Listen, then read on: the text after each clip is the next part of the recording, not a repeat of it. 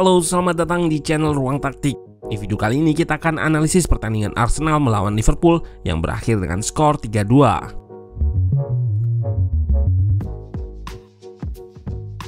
Buat yang kesulitan dapat info dari seluruh liga dunia, ada aplikasi yang namanya OneFootball. Gak hanya liga top dunia, liga dari negara-negara lain termasuk Indonesia ada di satu aplikasi ini. Update berita, klasemen, tim, semua tersedia di sini. Tambahan terbaru, kita bisa nonton Indian Super League berupa highlight maupun pertandingan live secara resmi.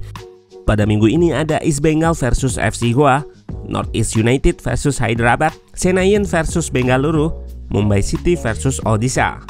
Nah, tunggu apa lagi? Download OneFootball app.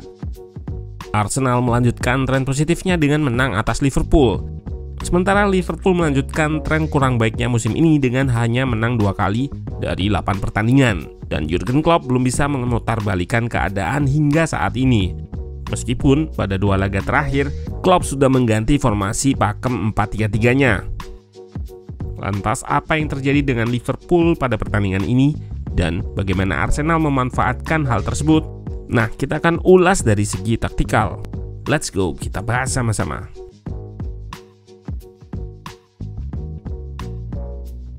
Arteta pada pertandingan ini memasang formasi biasanya yaitu 4-2-3-1, yang lebih terlihat 4-3-3. Yang unik dari pemilihan starting 11 kali ini adalah digunakannya Takehiro Tomiyasu sebagai bek kiri.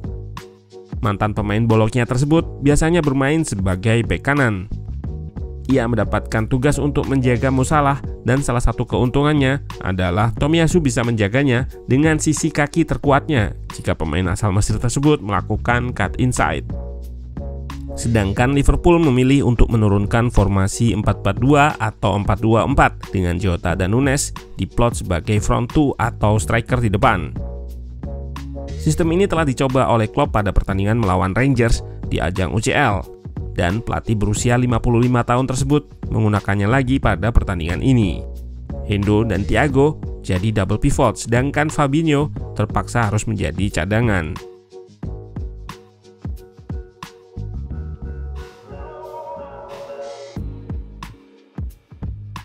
Pada babak pertama, Arsenal beberapa kali melakukan pressing untuk mengganggu build up Liverpool dengan 5 pemain. Jesus dan Bukayo Saka akan menjaga kedua center back dengan Odegaard marking pivot di sisi dekat bola. Sedangkan Ben White akan melakukan pressing agresif ketika Tsimikas menerima bola. Strategi ini dapat dilakukan karena Xhaka yang secara disiplin drop atau turun ke backline, menjaga struktur setidaknya biar ada 4 pemain di lini paling belakang. Struktur 3-2-5 Liverpool saat menyerang berhasil dinetralisir dengan taktik ini. Granit Xhaka akan turun di situasi-situasi ketika bek harus naik atau melebar. Gak hanya Xhaka, Martinelli juga disiplin dalam memastikan Arsenal gak kalah jumlah di lini pertahanan, terutama sisi sayap.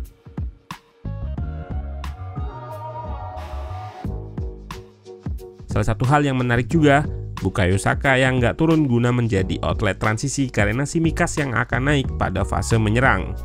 Ruang kosong inilah yang dimanfaatkan juga di proses gol pertama Arsenal. Strategi ini overall baik ketika bertahan di area sendiri, tetapi Arsenal jadi nggak dapat mengontrol permainan dengan taktik yang tergolong reaktif ini.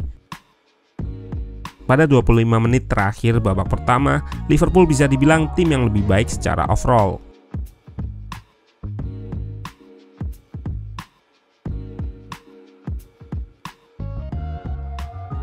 Arsenal dapat mencetak gol melalui Gabriel Martinelli di menit pertama pertandingan. Berawal dari press yang dilakukan Arsenal, Alisson melepaskan umpan panjang ke area sentral lapangan. Meskipun Liverpool memenangkan kontak terlebih dahulu, tetapi ketenangan Saliba dan struktur second ball Arsenal yang lebih baik menyebabkan bola kembali berada di tangan The Gunners. White dapat menerima bola dengan bebas karena jarak antar lini Liverpool yang terlalu jauh, dan Bukayo Saka yang gak terjaga langsung membawa bola ke arah gawang The Red. Van Dijk yang kurang agresif dalam menutup ruang memungkinkan wonderkid tersebut dapat menemukan Odegaard. 1-4 pun tercipta di sisi kanan pertahanan Liverpool, dan Alexander-Arnold ditempatkan di situasi yang sulit akibat buruknya struktur timnya. Lalu Odegaard dapat menemukan Martinelli dengan umpan yang manis dan skor berubah menjadi 1-0.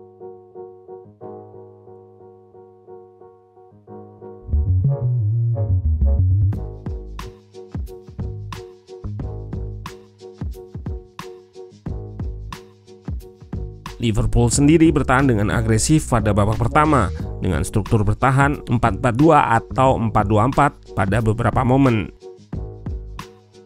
Cara tim asuhan klub tersebut ingin memenangkan bola adalah ketika Arsenal mencoba akses progresi lewat tengah. Maka 4 pemain Liverpool, kedua striker dan gelandang akan langsung melakukan pressing agresif. Kunci agar strategi ini berhasil adalah rapatnya jarak antar lini supaya ruang bermain lebih sempit dan press bisa dilakukan secara cepat dan simultan. Terbukti dari statistiknya, Arsenal jarang menyerang lewat tengah. Meskipun begitu, The Gunners beberapa kali dapat keluar dari press tersebut dengan kemampuan resistansi pressing yang baik. Liverpool berhasil menyamakan kedudukan di babak pertama melalui gol Darwin Núñez.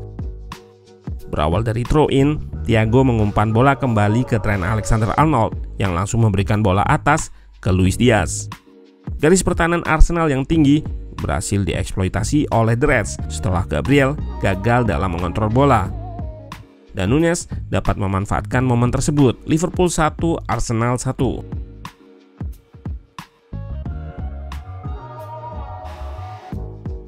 Sebelum berakhirnya babak pertama, Arsenal kembali unggul melalui gol Bukayo Saka. Free kick Tsimikas berhasil dibuang dan tim asuhan Arteta tersebut memiliki kesempatan untuk melakukan counter attack. Martinelli yang membawa bola dengan cerdiknya berhenti dan mengirim bola ke tiang jauh yang berhasil disambut oleh Saka. Kita lihat decision making atau pengambilan keputusan dari Alexander-Arnold yang kurang baik.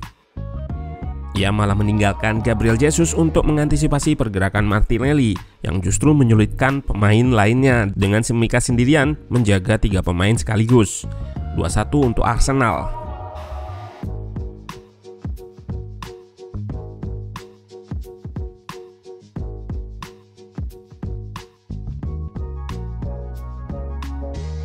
Setelah babak kedua dimulai, Arsenal mengubah sedikit skema pressingnya dengan melibatkan Granit Xhaka untuk melakukan high press.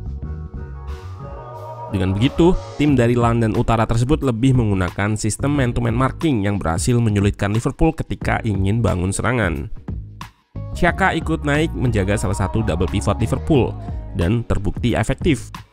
Di babak kedua, Liverpool terlihat jadi jauh lebih nggak berbahaya dalam menyerang jika dilihat dari metrik expected threat yang diposting oleh Mark Erstad ini.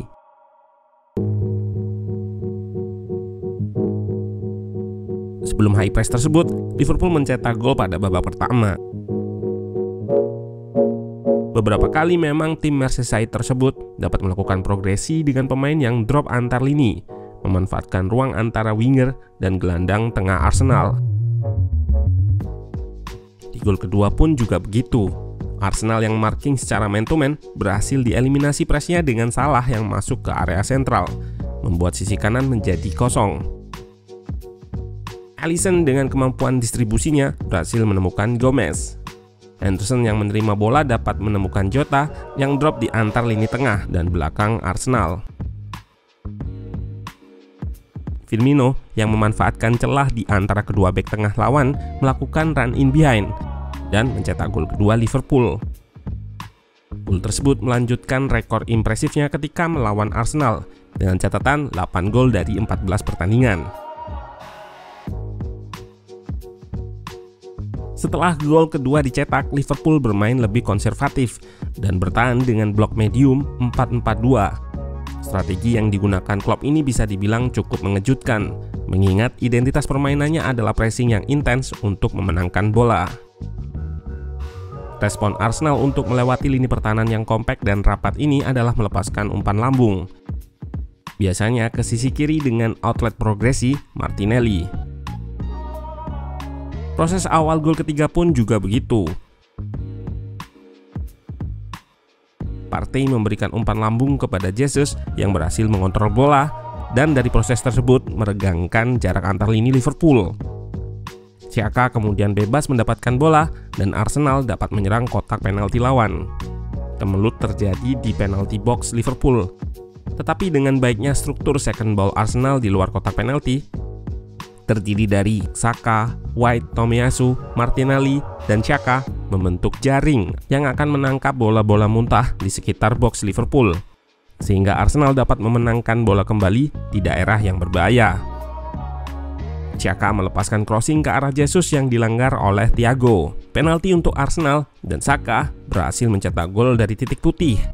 3-2 untuk Arsenal dan skor bertahan hingga peluit akhir.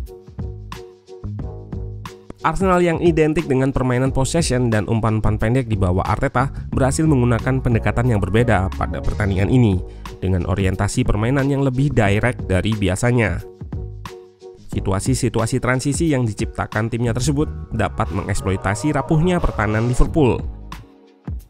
Secara penciptaan kesempatannya pun Arsenal lebih unggul jika dilihat dari metrik expected goal atau XG 2,6 versus 0,8. Sedangkan Liverpool belum berhasil menemukan kembali level yang ditunjukkannya pada beberapa musim terakhir, terutama adalah level high press-nya. Sistem 4-4-2 klub tersebut nggak berhasil mematahkan tren buruk skuadnya, dan dengan pertandingan melawan City pada pekan selanjutnya, Liverpool harus menghadapi ujian berat kembali setelah rentetan hasil yang mengecewakan.